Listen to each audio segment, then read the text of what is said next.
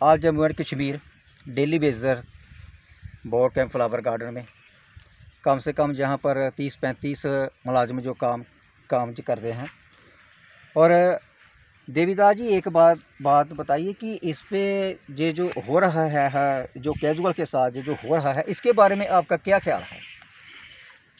देखिए, सबसे पहले मैं all department casual labour, daily Vaser, season labour को धन्यवाद, मुबारकबाद देता हूं कि आप एक प्लेटफार्म में आ रहे हैं और यूनिटी बना के जो हमारा जेन्युइन इशू है, जो हमारा राइट है, उस पर आप इकट्ठा होकर सरकार के साथ रब्ता कर रहे हैं। लेकिन बड़ी ही बदकिस्मती की बात है कि जो हमारे राइट हैं, जो हमारे हक हैं, जिनको हमने अपॉइंटेड करके असेंबली में भेजा, आज वो ही हमारे साथ धोखा कर रहे हैं, खिलवाड़ कर रहे हैं।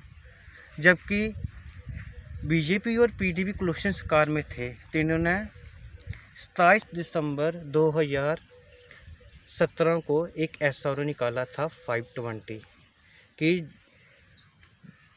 Casual labour, daily Vaser, season labour, जितने भी 61,000 casual labour, daily season labour है, जिनके डिपार्टमेंटों में 10 साल पूरे हो चुके हैं, 1 जनवरी 2018 से उनको एसआरओ 520 इम्प्लीमेंट होगा, वो रेगुलाइज होंगे। उसी के तहत हमारे डिपार्टमेंट में 35 कैजुअल लेबर को परमानेंट किया गया। 28 कश्मीर प्रोविंस के थे और 7 जम्मू प्रोविंस के थे। और आज भी फ्लोरिकल्चर डिपार्टमेंट की 125 फाइलें जम्मू प्रोविंस की वो सेक्रेटरीट में पड़ी हुई हैं पिछले 1.5-2 सालों से।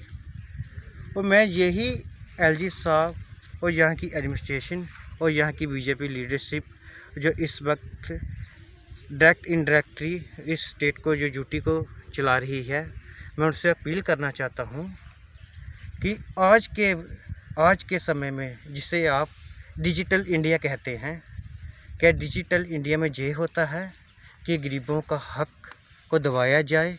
जब वो अपनी हक के लिए आवाज़ बुलंद करे, उनको आप होश में अरेस्ट कर दिए, उनको होशों में अरेस्ट कर दिया जाए और उन पुलिसों की लाठियों से उनको कुचला जाए। ये है आपका सबका साथ सबका विकास।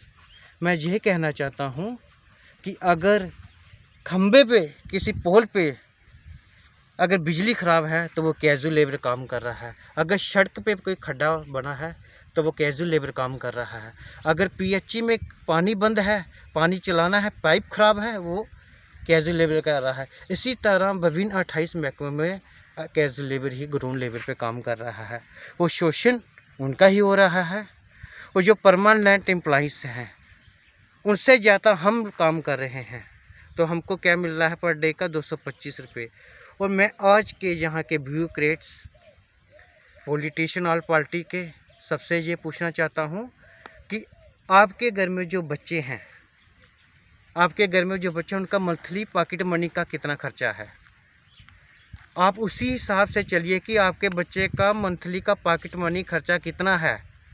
तो क्या एक गरीब होता है, एक गरीबी रेखा से भी नीचे होते हैं। और ये जो कैजुअल लेबर है, ये गरीबी रेखा से भी नीचे है, जो बहुत ही मुश्किल से अपने घर का गुजारा बसर कर रहा है। और जितनी भी यहाँ की पार्टी हैं, चाहे वो एनसी है, चाहे वो कांग्रेस है, या पीडीपी है, या ऑल्सो वो बीजेपी है हो, वो जो पीडीपी से निकल के अपनी पार्टी भी जो था बुखारी जी ने बनाई है, आज वो या पैंथर्स पार्टी के हैं, वो आज हमारे मसले पे चुप है, सभी खामोश है। क्योंकि शायद अभी इलेक्शन स्टेट में नहीं आई है। शायद इलेक्शन आई होती तो क्या पता जी हमारे हक की आवाज़ बुलंद करते। लेकिन आज ना तो कोई हमारे मिनिमम वेजेस एक्ट पे बात कर रहा है, जो पूरे यूटी में, पूरे हिंदुस्तान में मिल रहा है। जब इन्होंने 370-35 को ख़त्म किया स्टेट से, इन्होंने यूटी कन्वर्ट किया स्टेट को, तो इन्होंने बोला था 1 नवंबर से आपको मिनिमम वेजेस एक्ट लागू होगा, जिस तरह 7th पे कमीशन परमानेंट एम्प्लॉइज़ को लागू होगा। उस वक्त भी इन्होंने हमारा शोषण किया। ट्रेड यूनियन ने, खास करके मैं नाम लूँगा, ट्रेड यूनियन ने हमारा शोषण सरकार के साथ हर वक्त मिलके हमारा सौदा किया। 6th पे कमीशन हमने लड़ा, ट्रेड यूनियन के साथ उनको हक दिलवाया। 7th पे कमीशन की बारी आई, हम उनके साथ खड़े रहे, लेकिन जब हमारी बारी आई तो बोलते हैं घर चले जाओ, आपका एग्रीमेंट है 2 महीने बाद आप रेगुलराइज हो जाएंगे। आज हमारा शोषण करने वाले सरकार के साथ ट्रेड यूनियन के लीडर भी हैं जिन्होंने शोषण किया। 4800 करोड़ रुपया 7th पे कमीशन का इन्होंने 1 नवंबर को बजट में रखे, परमानेंट एम्प्लॉयज़ को उनका हक दिया, और जो कैजुअल लेबर को मिनिमम वेजेस का जो हक था उसको वहीं पे दबा दिया गया, उनका गला दबा दिया गया कैजुअल लेबर का।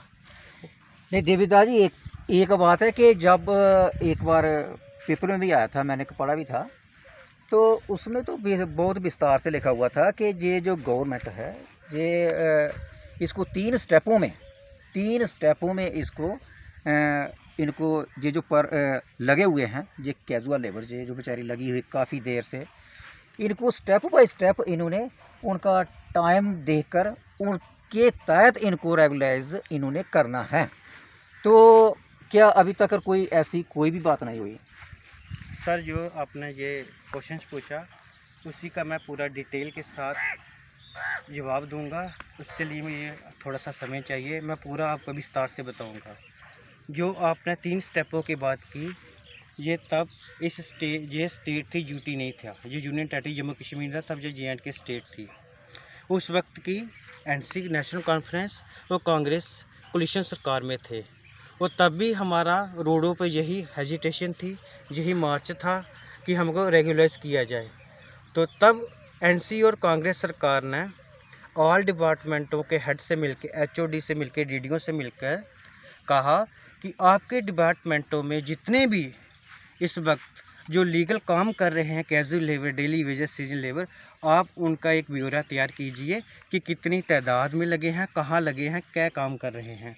तो उस वक्त जो खाका तैयार हुआ था लगभग 60 से 62 हज़ार का तैयार हुआ था, जो रजिस्टर्ड हुए थे कि जो डेली वेजेस है, जो कैजुअल लेबर, सीजन लेबर है, जो डिपार्टमेंटों में काम कर रहा है, वो इतना है। उस वक्त फिर गवर्नमेंट ने रियलाइज़ किया कि हाँ, इनका राइट बनता है, तो सरकार ने ये माना भी कि ग्राउंड लेवल यही काम कर रहे हैं, हम इनको रेगुलराइज करेंगे 3 स्टेपों में। उस वक्त हमारी जम्मू के जो कैबिनेट मंत्री थे, श्यामलाल शर्मा जी, उस कमेटी के हेड थे। ये बहुत अच्छी तरह कैजुअल लेबर को हक में आवाज़ अपनी बुलंद कर रहे थे और लड़े भी हमारे हक के लिए। तो शाना बशाना आज भी ये कभी कभी तो कहीं ना कहीं प्लेटफार्म में आज भी हमारी ये जिक्र हल करते हैं। तो उस वक्त ये 3 स्टेपों में इन्होंने एक पॉलिसी फ्रेम की। वो पॉलिसी थी 94 से लेकर 2005 तक एक स्टेप में रेगुलाइज किया जाएगा, फिर 2005 से लेकर 2009 तक दूसरे स्टेप में रेगुलाइज किया जाएगा, फिर 2009 से लेकर 2014 तक जो टिल डेट तक लगे थे, इसके अके वाले नहीं, जो लगे थे उनको रेगुलाइज किया जाएगा। उसके बाद फिर स्टेट में फ्लड आ जाता है, हालात सामान्य नहीं रहते हैं, फिर आगे इलेक्शन आ जाती है, फिर मैंडेट में आ जाती है बीजेपी, जम्मू से बीजेपी और कश्मीर प्रोविंस से PDP। फिर जब ये सत्ता में आते हैं फिर भी हमारी एजिटेशन रहती है। फिर 3 साल तक हम एजिटेशन करके हमारे को ये क्या फल मिलता है कि ये पिछला का जो 3 स्टेप पे पॉलिसी फ्रेम की थी उसको ये दरकिनार कर देते हैं। फिर ये अपना SRO 520 लेके आ जाते हैं ऑल डिपार्टमेंट के 61,000 कैजुअल लेबर का। उस SRO 520 के आज तक हमारे डिपार्टमेंट में जो रेगुलराइज हुए हैं वो जम्मू प्रोविंस से 7 और कश्मीर प्रोविंस से 28 हुए हैं। तो अभी भी हमारी फाइलें सेक्रेटरीट में पड़ी हैं, अभी तक उस पर कोई पॉलिसी फ्रेम नहीं कर रहे हैं।